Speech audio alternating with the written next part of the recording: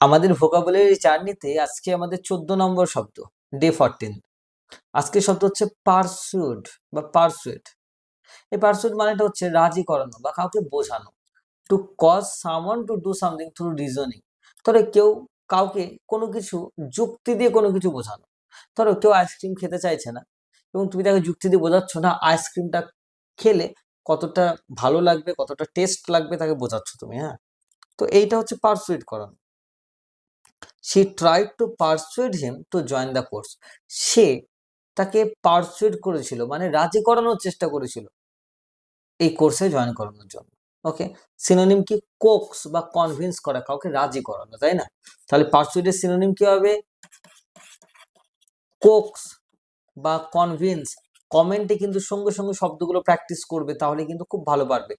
প্রথমে পারসুয়েট শব্দটা লিখলে, তারপরে সিনোনিম বলে কোক্স আর কনভিন্স লিখলে, অ্যান্টোনিম বলে এই ডিসিসিউট বা প্রিভেন্ট লিখে দিলে, হয়ে গেল। তো চলো, আচ্ছা বললাম রাজি করানো, তাহলে কি হবে? কোক্স বা কনভিন্স।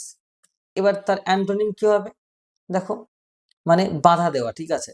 ডিসিউড, প্রিভেন্ট, হল্ট, তারপর হচ্ছে স্টপ, এগুলো। ওকে, তো আমরা এরকম ভাবে এই একটা শব্দ থেকে কিন্তু আমরা মিনিমাম 5টা করে শব্দ শিখছি। ওকে, তাই আমাদের ডে 14-এ এই যে মোটামুটি 70টা শব্দ কিন্তু তোমাদের শেখা হয়ে গেছে। কারণ দেখো, পারসুয়েড একটা, সিনোনিম দুটো, তিনটে, অ্যান্টোনিম তিনটে, মোট 6টা শব্দ কিন্তু একটার থেকে আমরা শিখছি।